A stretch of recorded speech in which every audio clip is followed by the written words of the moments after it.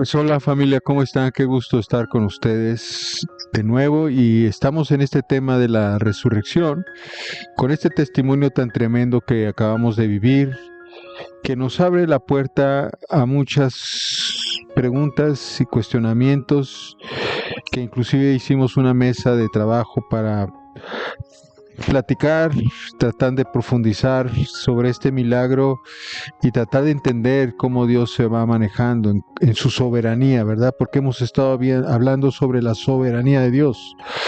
Porque el que formó los cielos y la tierra, los mares y los abismos y todas las cosas que en el mundo hay, pues fue Dios, así lo dice el Salmo 135 y nos lo dice en varias partes de la Escritura, que por Él fueron hechas todas las cosas, también nos lo dice en Colosenses 1, visibles e invisibles. Entonces Dios tiene un control absoluto de muchas de las cosas, pero hablábamos de que en ese control Dios dejó al hombre con el libre albedrío para hacer y decidir, y por lo tanto muchas de las cosas que le pasan al hombre es a través de sus propias decisiones, que lo llevan a acciones que finalmente lo meten en problemas y en situaciones complicadas.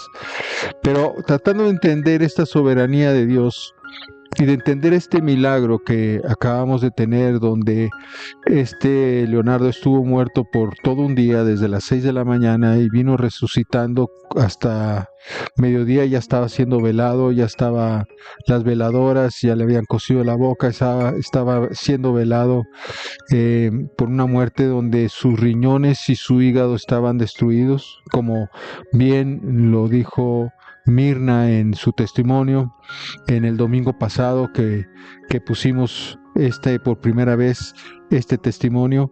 Hoy queremos ahondar e inclusive presentarles un video donde el propio Leonardo con sus propias palabras nos habla de este milagro. Y precisamente le voy a pedir a nuestro manager que ponga este video. Adelante. Él tiene mucho poder, Dios, y si existe Él, le damos gracias a Él.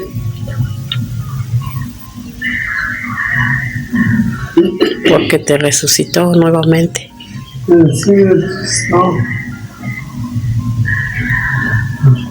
Dios me levantó. Yo estaba muerto. Y me levantó. Sí. Que gracias a Él estás ahora vivo. Gracias a Dios que estoy vivo. A ver, si no por Él, si estuviera enterrado. Sí, pues la fiesta colocado, la postal, el olor. Y el de muerto. Y pues Gracias a Dios, a Él, el Padre, el Hijo, el Espíritu Santo. Amén. Amén.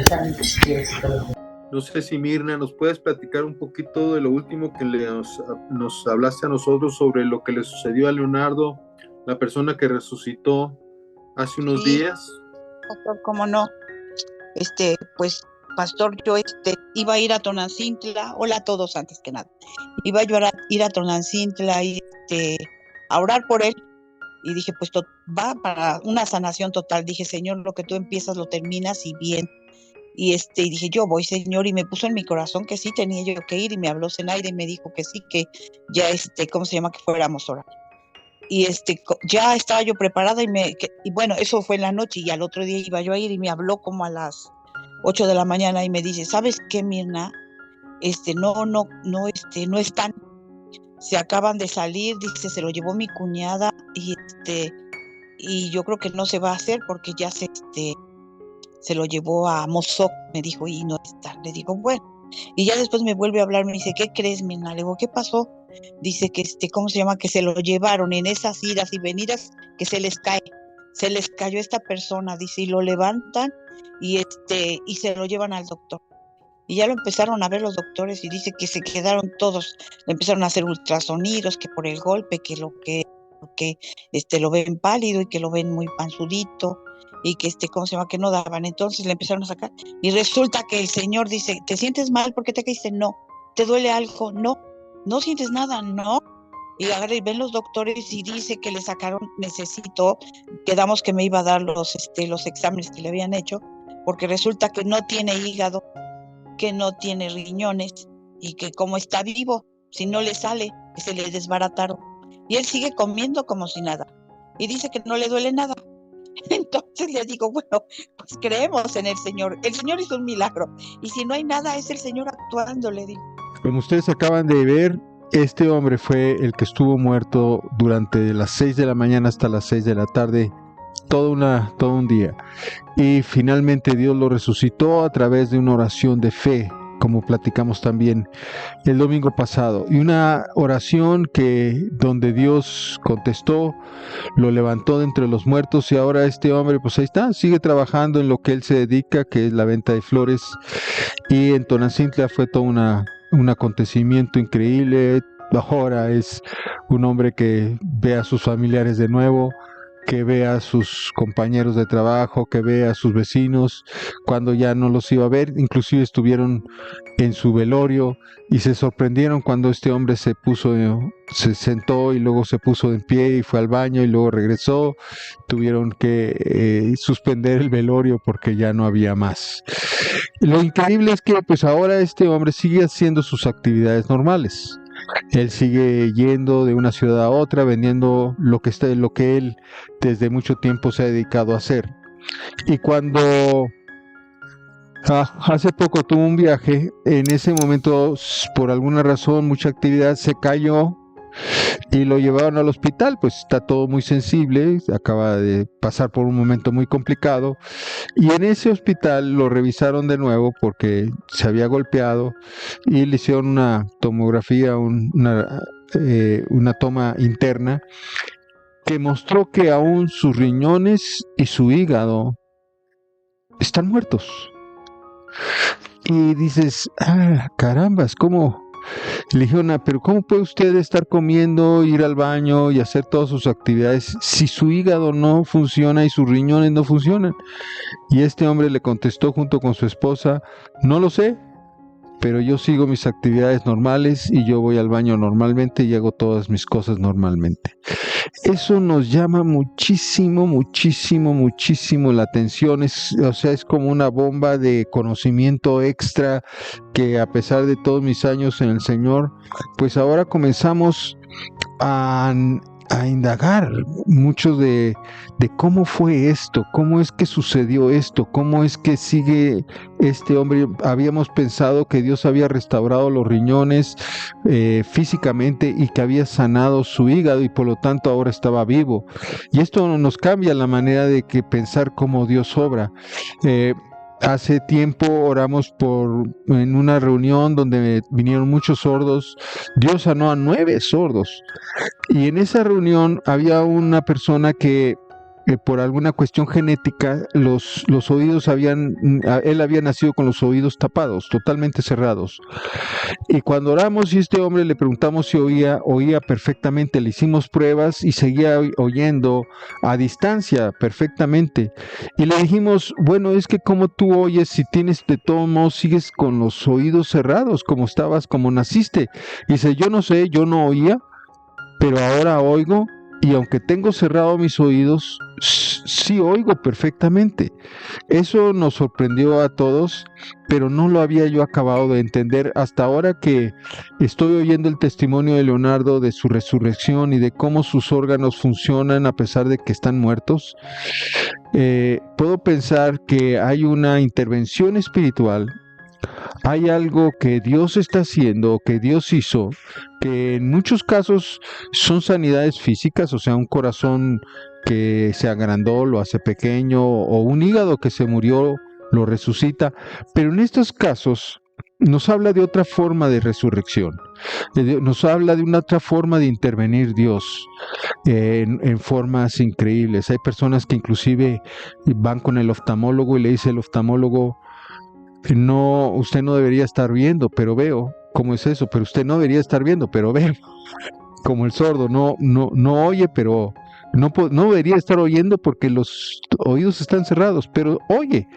Y dices, ¿cómo puede ser? y Leonardo, ¿cómo puede estar caminando? ¿Cómo puede estar comiendo? ¿Cómo puede ir al baño si sus riñones no funcionan y su hígado no funciona?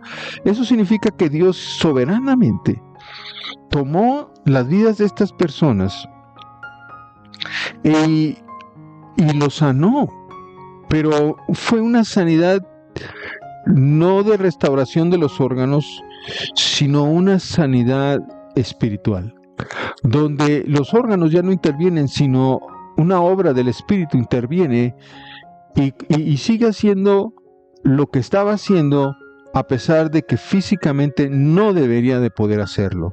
Y nos vamos a Isaías 53, entonces, cuando en el versículo 3 nos habla de esto que iba a hacer el Señor. Todos lo despreciaban, hablando de Jesucristo, y rechazaban. Fue un hombre que sufrió el dolor y experimentó mucho sufrimiento.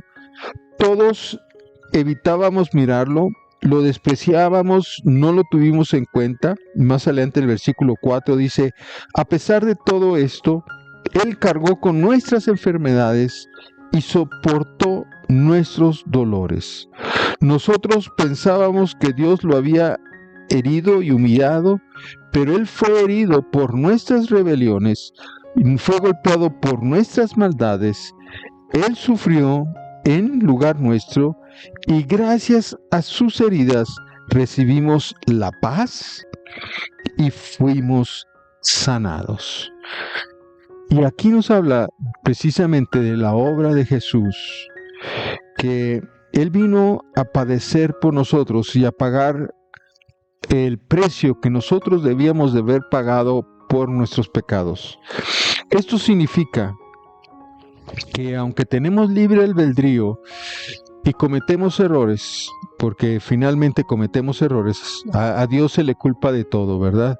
Se le culpa de las guerras, se le culpa de los niños que quedan desamparados, se les culpa de enfermedades, etcétera. Pero finalmente muchas de esas cosas, si no es que todas, fueron consecuencias de las mismas decisiones que tomaron los hombres. Una guerra, de una decisión de un presidente de un congreso contra otro presidente de otro congreso, y finalmente matan, destruyen hogares, se mueren niños, se mueren mujeres embarazadas, y suceden todas esas tragedias, y voltean a Dios y dices: ¿por qué no intervienes?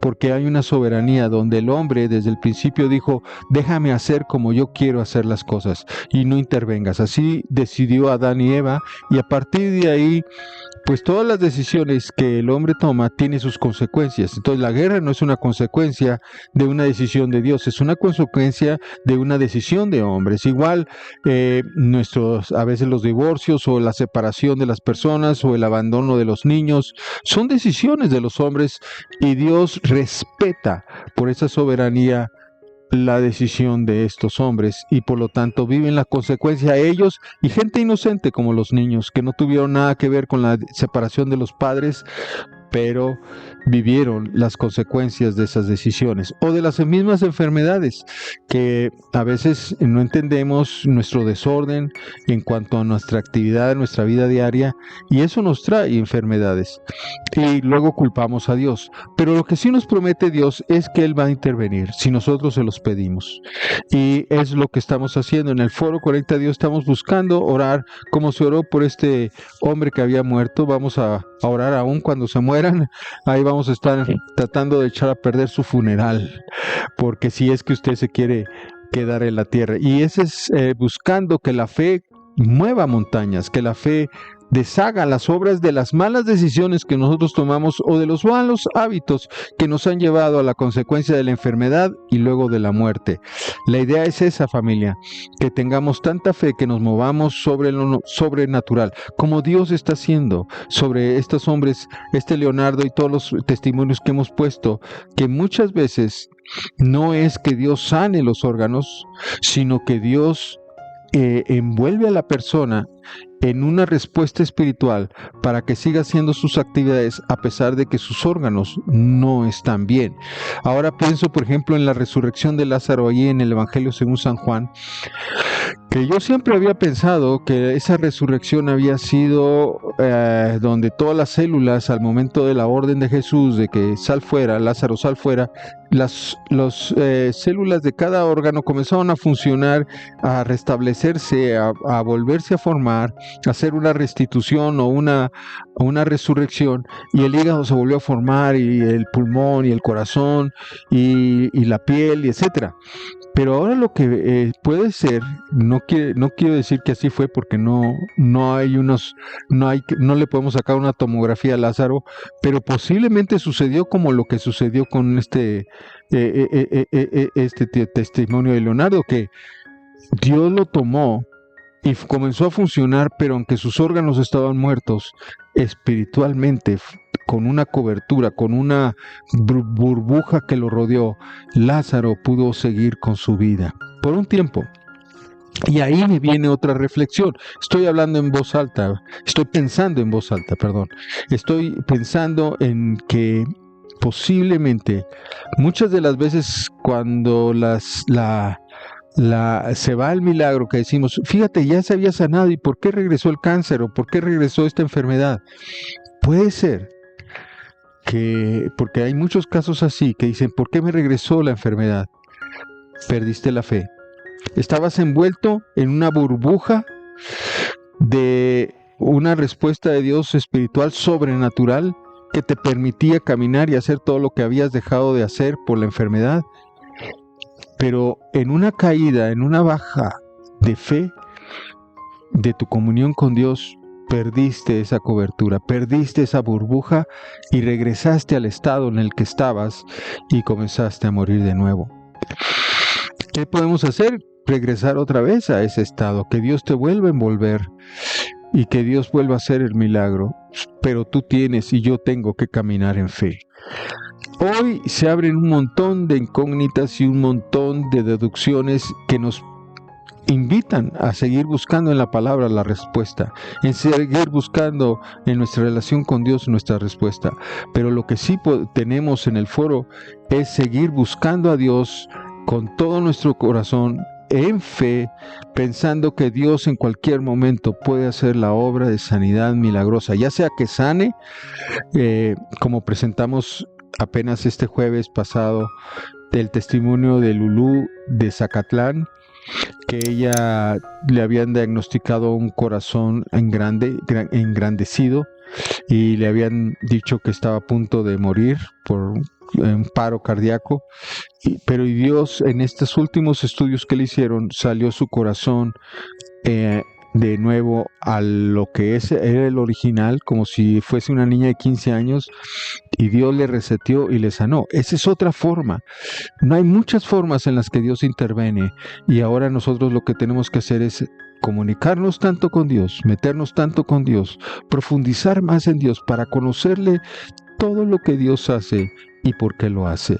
Familia, pues los invito a que sigan en el foro, que nos sigan conectándose con nosotros, que usted aquí le dé like, que se suscriba, que siga recibiendo estos mensajes, porque todo esto lo único que nos hace es buscar más a Dios, que es un Dios increíble, es un Dios que lo abarca todo, asombroso, que nosotros como pequeños seres vivientes de esta tierra, lo que tenemos que hacer es buscar al Espíritu para que nos diga, muéstrame al Padre, muéstrame al Hijo, hazme entender su manera de hacer las cosas para que entonces yo sea un verdadero testigo de este Dios tan magnífico que tenemos. Familia, nos vemos el próximo domingo. Que Dios los bendiga.